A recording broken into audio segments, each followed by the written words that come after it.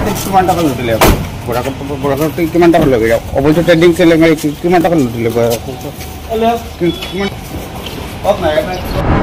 অবশেষে বদরপুরে নিয়ে আসা হলো ট্রেডিং কেলেঙ্কারির মূল হোতা শাকির এবং তার ভাই জাবিরকে। কোটি কোটি টাকা ট্রেডিং কেলেঙ্কারির মূল হোতা মোহাম্মদ শাকির এবং তার ভাই জাবিরকে মঙ্গলবার কলকাতা থেকে গ্রেফতার করেছে বদরপুর পুলিশ। বদরপুর পুলিশের বিশেষ দল কলকাতার মুকুন্দপুর এলাকা থেকে শাকির এবং জাবিরকে যাদবপুর থানার সহযোগিতায় আটক করেছিল। আজ সকালে শাকির এবং জাবিরকে কলকাতা থেকে বদরপুরে নিয়ে আসা হয়েছে। এর আগে শাকিরের এজেন্ট মুজাক্কির হোসেন ওরফে মুন্না এবং রাজদীপ দাসের এজেন্ট শাকিল আহমেদ গ্রেপ্তার হয়ে শ্রীভূমি কারাগারে বন্দী। সাধারণ মানুষ আশাবাদী করিমগঞ্জ তথা বর্তমান শ্রীভূমি পুলিশের সাঁড়াশি অভিযানে রাজদীপ দাস সহ অন্যান্য ট্রেডিং কেলেঙ্কারির হোতারাও শীঘ্রই গ্রেপ্তার হবে। এই মুহূর্তের একটি বিগ ব্রেকিং জানাচ্ছি দর্শকদের, অবশেষে গ্রেপ্তার ট্রেডিং কেলেঙ্কারির মূল হোতা শাকির এবং তার ভাই জাবির।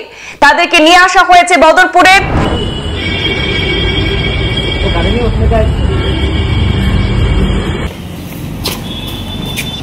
কিমান টাকা লুটিলে বৰাকত কিমান টাকা লৈ গ'ল অবৈধ ট্ৰেডিং চেলে কিমান টাকা লুটিলে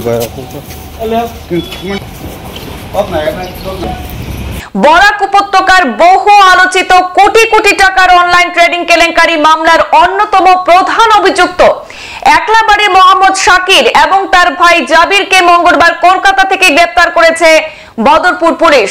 মঙ্গলবার সন্ধ্যায় পশ্চিমবঙ্গ রাজ্যের পূর্ব যাদবপুর থানার অন্তর্গত মুকুন্দপুর এলাকা থেকে বদরপুর পুলিশের বিশেষ দল যাদবপুর থানার সহযোগিতায় সফলভাবে অভিযুক্ত দুজনকে গ্রেফতার করে আজ সকালে অর্থাৎ আজ বৃহস্পতিবার সকালে বদরপুরে নিয়ে এসেছে। শাকিরের গ্রেফতারের ফলে বরাকের কোটি কোটি টাকা ট্রেডিং কেলেঙ্কারির মূল রহস্য উদ্ঘাটনের সম্ভাবনা আরো প্রবল হয়েছে। মোহাম্মদ শাকির এবং জাবিরের গ্রেফতারের আগেই শাকিরের এজেন্ট বদরপুরের মুজাক্কির হোসেন ওরফে মুন্না এবং রাজদীপ দাসের এজেন্ট বদরপুরের শাকিল আহমেদকে গ্রেফতার করেছে পুলিশ। মুজাক্কির ওরফে মুন্না বদরপুর থেকেই গ্রেফতার করেছিল বদরপুর পুলিশ এবং শাকিল আহমেদকে ডিব্রুগড় জেলার দুলিয়াজান থেকে গ্রেফতার করে বদরপুর পুলিশ করিমগঞ্জে অর্থাৎ শ্রীভূমিতে নিয়ে আসে।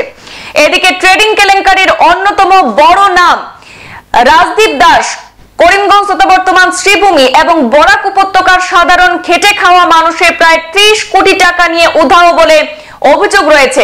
চলতি মাসের শুরু থেকেই শ্রীভূমি পুলিশ শেয়ার মার্কেটের নামে অবৈধ ট্রেডিং কেলেঙ্কারির মূল হোতাদের ধরতে জোরালো অভিযান চালিয়ে যাচ্ছে।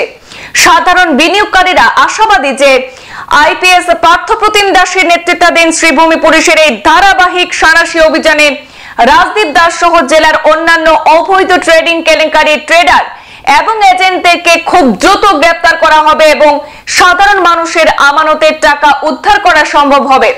শাকির এবং জাবিরের গ্রেফতারকে কেন্দ্র করে বদরপুর থানার ওসি উত্তম অধিকারী এবং Shribhumi police super IPS Parthapratim দাসের সাহসী পদক্ষেপের ভূয়সী প্রশংসা করছেন সাধারণ মানুষজন। বরাকের ইতিহাসে অন্যতম বড় ট্রেডিং কেলেঙ্কারি মামলার পর্দা ফাঁসের পথে বড় সাফল্য লাভ করেছে শ্রীভূমি পুলিশ। আজি দুটা কেছৰ বিষয়ে মই আপোনালোকক ক'বলৈ বিচাৰিছোঁ। আপোনালোকে গম পাইছিলে চাগে যে যিটো অনলাইন ট্ৰেডিঙক লৈ বহুত গাফিলতিৰ কিছুমান মানে আহি আছিলে কমপ্লেইন। তাৰ বেচিছত আমাৰ বদৰপুৰ থানাত 8 তাৰিখে এটা কেছ ৰুজু হৈছিলে। সেই কেছটো আমি চমুটো লৈছিলোঁ, মানে আমি নিজে এফআইআৰ ওচি বদৰপুৰে এফআইআৰ দিছিলে আৰু সেই বেচিছত আমি এটা কেছ লৈছিলোঁ। সেই কেছ নম্বৰটো আছিল 44/2025। সেই কেছত আমি শাকিৰ আহমেদ আৰু মুজাক্কিৰ আহমেদ বুলি বদৰপুৰৰে দুজন ব্যক্তিক আমি আটক কৰিছিলোঁ। তাৰপিছত যোৱা 14 তাৰিখে মোহাম্মদ তাহিৰুদ্দিন নামৰ এজন ব্যক্তিয়ে এখন এফআইআৰ দিছিল ৰিগাৰ্ডিং অনলাইন ট্ৰেডিঙত।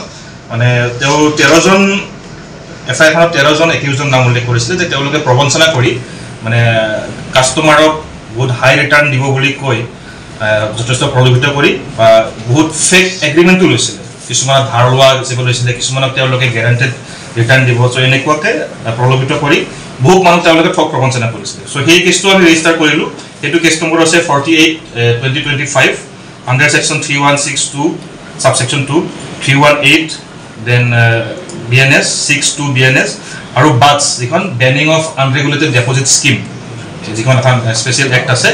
সেই এক্টৰ আণ্ডাৰত আমি কেছ ৰেজিষ্টাৰ কৰিলোঁ। আৰু এই কেছৰ যিটো মাষ্টাৰ মাইণ্ড মহম্মদ শাকিৰ আৰু তেখেতৰ ভাইটি মহম্মদ জবিৰ তেওঁলোক বহু দিনৰ পৰা পলাতক হৈ আছিলে আমি যোৱাকালি আমি বহু দিনৰ পৰা লাগি আছিলোঁ আমাৰ উচিত বদৰপুৰৰ নেতৃত্বত আমি human intelligence as well as technical intelligence analysis কৰি বহুত লাগি আছিলোঁ যোৱাকালি আমি কেলকাতাৰ জাগাটোৰ নাম কৈ দিছোঁ মুকুন্দপুৰ পূব যাদৱপুৰ তাৰ পৰা আমি তেওঁলোকক কৰায়ত্ব কৰিবলৈ সক্ষম হওঁ আৰু তাত আমি তাৰে লোকেল কোৰ্টত প্ৰডিউচ কৰি ট্ৰানজিট ৰিমাণ্ড লৈ আজি আমি তেওঁলোকক চিফ মেজিষ্ট্ৰেটলৈ আনিছোঁ সো এইখিনিয়ে ক'ব লগা আছে আমি দুজন যি প্ৰাইম একিউজড হয় তেওঁক আমি যোৱাকালি কৰায়ত্ব কৰিবলৈ সক্ষম হৈছোঁ আৰু যিখিনি গম পাইছোঁ আমি এতিয়ালৈকে ইনভেষ্টিগেশ্যন বহুত বাকী আছে he is also' wanted by CBI কিবা মানে এনেকুৱা কেছতে সো এইখিনিয়ে ক'ব লগা আছিলে ৰিগাৰ্ডিং দিছ অনলাইন ট্ৰেডিঙক লৈ যিটো কেছ ৰেজিষ্টাৰ হৈছে এটা বুজিব পাৰিম নে অনলাইন শ্বটো বুজিলে পিছত প্ৰথমে যেতিয়া বহুত কমপ্লেইন আহি আছিলে আমি নিজে এটা SP ছাৰৰ নিৰ্দেশ মতে সুমোটো কেছ ল'লোঁ 4425 তাৰ সেইটো কেছটো লোৱা আছিলে 8 তাৰিখে 8 মাৰ্চত তাৰপিছত 14 মাৰ্চত মই যিজন ক'লোঁ মহম্মদ তাহিৰুদ্দিন তেখেতে 13জন ব্যক্তিৰ এগেইনষ্টে কমপ্লেইন দিলে তাৰ ভিতৰত যোৱাকালি যে আমি এৰেষ্ট কৰিলোঁ মহম্মদ শাকিৰ তেওঁ এজন আছিলে গতিকে সুমোটোও ল'লোঁ আৰু লগতে পাব্লিকেও দিলে মানে ভিক্টিমেও দিলে কেছ গতিকে সেইফালৰ পৰা তেনেকুৱা কোনো কথা নাই কিন্তু ইনভেষ্টাৰসকলো এতিয়া আমি আপোনালোকক জনাব নোৱাৰিম সেইটো মানে ইনভেষ্টিগেশ্যনৰ কাৰণে আমাৰ লগতে থাকিব এইটো আমি কোৰ্টক জনাম এইটো আপোনালোকক জনাব নোৱাৰিম তো এইটো আছিলে ৰিগাৰ্ডিং দিছ অনলাইন ট্ৰেডিং বাকী এই 1000 কোটি টকা একো এমাউণ্টৰ বিষয়ে একো নকওঁ যোৱাকালি আমি এৰেষ্ট কৰিছোঁহে preliminary stage of the investigation গতিকে সেইখিনি আমি এতিয়া ইনফৰ্মেশ্যন একো বহুত আমি ভিতৰত সোমাব লগা আছে এতিয়া মই নেক্সট কেছটো কৰোণা আহিছোঁ আপোনালোকলৈ যোৱাকালি নাম ক'ব দেখা গৈছে তেওঁৰ ভাইটি হয় মহম্মদ শাকিৰ আৰু তেখেতৰ ভাইটি মহম্মদ জবিৰ মানে দুজনে মাষ্টাৰ মাইণ্ড আছিলে গোটেই দেখা গৈছে নাম ক'ব নালাগে আছিল যোৱাকালি দুজনক মাষ্টাৰ মাইণ্ডক এৰেষ্ট কৰিলোঁ চ' আমাক সময় লাগিব ইনভেষ্টিগেশ্যন এতিয়া আমি আকৌ গভীৰলৈ সোমাব পাৰিম চ' আপোনাৰ যিখিনি কুৱেশ্যন এই গোটেইখিনি ডেফিনেটলি ইন ডিউ কোৰ্চত পাইম আমি পাই যাম থেংক ইউ আৰু মই নেক্সট যোৱাকালি এটা সেইটো বহুখিনি এনালাইচিছ কৰিব লগা আছে মানে এইটো too early to say something like that will be a modot he বিষয়ে একো কমেন্ট নকৰো সো যেটো ট্ৰেডিং অৰ এটা জিৰোটা কেছ হ'ল এখিনি এতিয়ালৈকে এখিনি ক'ব লগা কেছটো কি আপোনালোকে এতিয়া আমাৰ লগতে আছে CBI ধ্যান দিয়াটো এটা গভৰ্ণমেণ্টৰ ডিসিশন এটা আমি ক'ব নোৱাৰো তেওঁৰ হাতৰ পাতিছে নেকি নাই একো নাই সংবাদ এ পৰ্যন্তই ফিৰছি পৰবৰ্তী অন্যান্য আপডেট নিয়ে সাথে থাকুন ধন্যবাদ